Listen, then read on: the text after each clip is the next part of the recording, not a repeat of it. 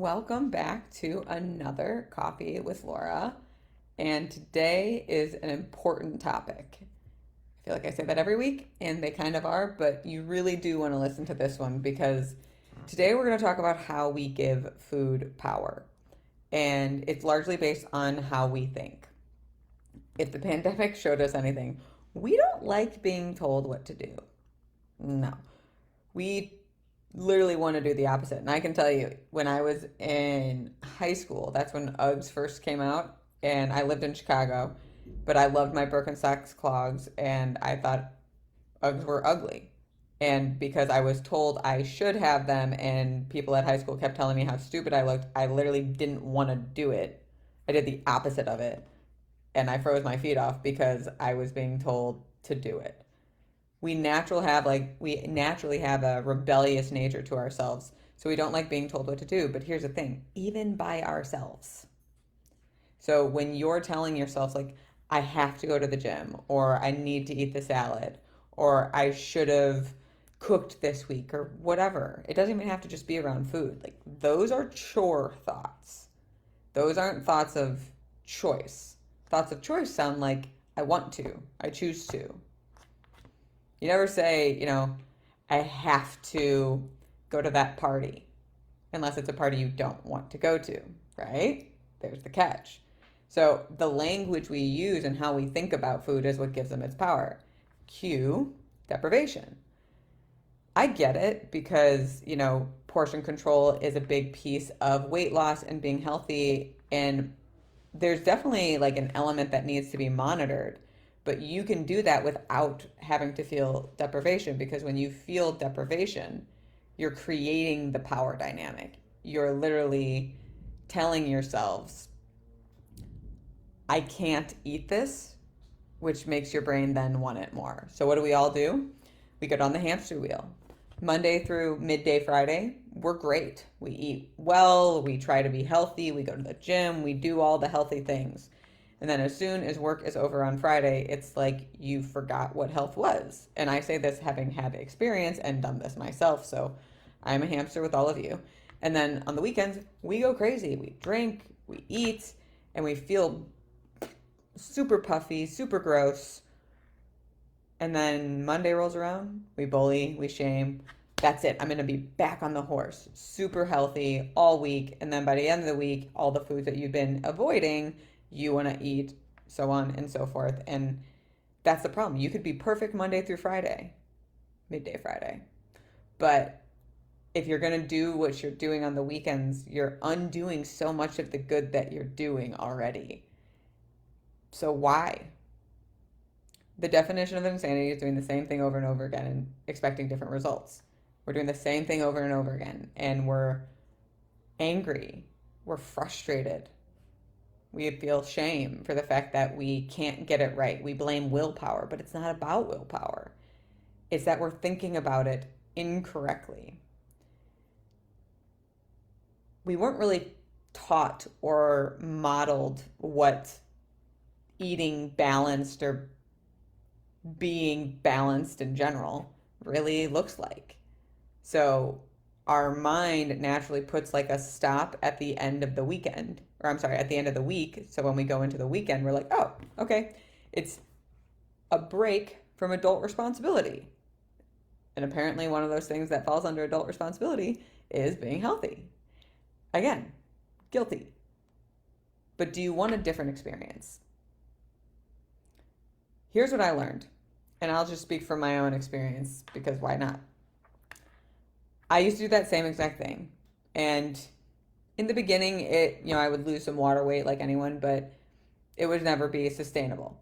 Then I tried, I did all the diets, but then went into like intermittent fasting and used the fast mimicking diet, which was very effective. But and I did it specifically for my wedding. And as soon as my wedding was over, I didn't want to do it anymore. I noticed how good it made me feel. There were elements of the fasting that I enjoyed, but it felt like a chore to me by that point. And I had to completely re-educate my brain and get away from that chore-like mindset so I don't crave the unhealthy foods and deprive myself. I also became a vegetarian, which didn't make things easier. So here I am, I feel great. I'm at my lowest weight.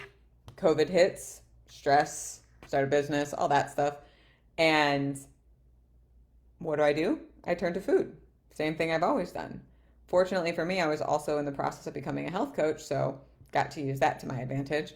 And man, talk about something finding me at the right time, because it really did. Because let me ask you this: the hamster wheel you're on, Monday through midday Friday, you're eating well. Then you eat like crap Saturday, Sunday, and at the end of Sunday, you feel that ugh. And do you want to eat crappy on Monday?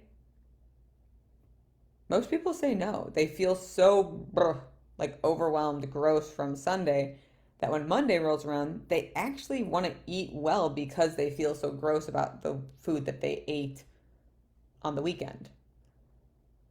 The problem is we're giving the food power by depriving ourselves. So when we deprive ourselves, we want more of the food, which makes us feel shittier. However, if we create that balance, we actually just satisfied our need for a break from our healthy routine. We don't feel like we need to eat in excess, and we can enjoy everything. So here's what I suggest to almost all of my clients, because when we think about what eating healthy looks like, so many people think it's perfection. It's eating perfectly all the time, which is insane and completely unrealistic. I tell my clients, have one balancing meal, or what you would call an unhealthy meal or a bad meal, same language, or same meaning, different language, every 3 days. Have one thing. So for instance, I will have pizza normally on Wednesday or Thursday, depending on what I did. And you know what happens? Let's say I have it on Wednesday. Thursday rolls around and I want to eat healthy, just like we do on that Monday after we binge eat all the crap on the weekend. I actually crave being healthier on Thursday and all day Friday, and even some days all day Saturday, because I indulged or nourished the sweet tooth or whatever it is, the need for a break, because we use food to satisfy so many different things in our lives: boredom, um, emotions, pretty much all of them, quite frankly, celebration. If we can understand that this current wheel we're on, we're creating a monster, a powerful, angry monster that looks at food as this prize, then we also have the ability to change it. If you eat something unhealthy every 3 days, your body will still feel the blachness, the ickiness from that, making you then want to be healthy for the next couple days. And guess what? 3 days later, what do you know? Time to have another unhealthy meal again. And for some people, they need more than 2 a week, and that's totally fine because it's an individual balance. The problem isn't necessarily what balance works for everyone. That's an individual journey. The challenge is breaking the habit of deprivation during the week and binge on the weekend.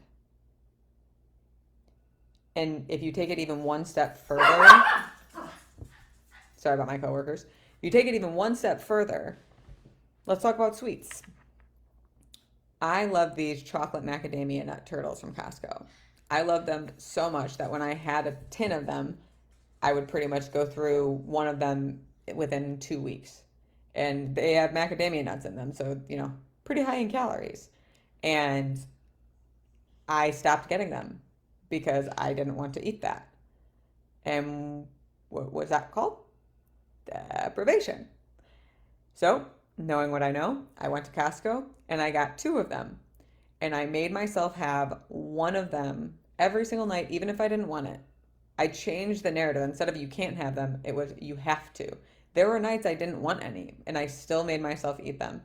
1 week, just one minimum a night. Sometimes I had 2 or 3. And after that, the power dynamic went away. To the point I recently got hooked on those Nerd Bites. If you haven't had them, don't. They're delicious. And I knew that when I craved them, if I deprived myself of it, I would just make it harder for me to kick the habit. So what I'm hoping you'll take away from today is 2 things. 1, try to eat a balancing, unhealthy meal every 3 days. Don't wait for the healthy, bingey weekend. Switch it up so you can get different results, and just notice Like, do I actually crave unhealthy food as much, or is it easier for me to nourish myself the way I want to? And secondly, if you notice yourself depriving yourself of sweets or things like that, is there a compromise you can make? And quite frankly, maybe you just need to switch the script and tell yourself, I want to or I choose to, because again, language is very specific in the brain. Now, this is hard, and I'm not naive to that, which is why I am excited to talk to you about the stress free healthy me, because this is what it does. It helps rewire your brain to think about food and being healthy as just part of your life, something you do because it's part of adulting, not something that's really optional. It's just kind of looped in there with laundry. If you don't do laundry, you're not going to have clothes. If you don't eat healthy, you're not going to be a healthy person. Like, it's just part of who you are. And what we do is it's very tailored to like your schedule. So there is online school. You get to watch whatever the lesson is for the week. If you are unsure of what the lessons are, they are all on the page. So I will put that link right below.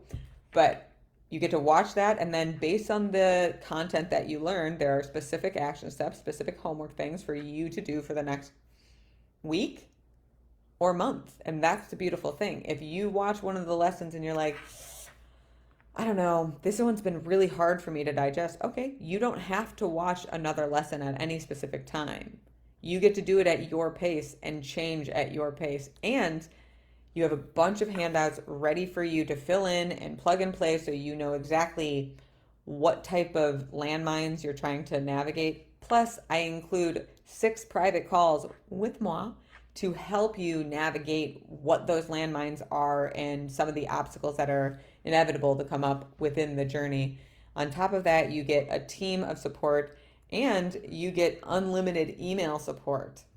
It really is transformative, to the point it helps you ditch diet culture and the stress of being healthy for good, to truly embrace the body, the mind, and the lifestyle that is your healthiest self. You'll be able to increase freedom and enjoyment in your life, getting all that energy that you're currently using for trying to be healthy back to just living. I mean, we all feel like we're too busy and too stressed, and half of us are in burnout. What this program does, it's literally called Stress Free Healthy Me. You get to be healthy, release stress, and all of that boosts your energy. Because when you are not stressing, which brings you down, about the food that makes you feel down as it is, and we can get you up here, it brings you up with the energy because you don't have as much weight pulling you down. That is what we get to do. So if that is something you are interested in, be sure to DM me and I can give you way more information. I will put the link below, but really DM me, it'll be easier. And let's really break this cultural addiction for good. You don't have to give food power. How you think matters. But that is all I have for you guys today. I hope you enjoyed today's Coffee with Laura. I hope you have a wonderful 4th of July. And I look forward to seeing you in the stress-free healthy me. See ya.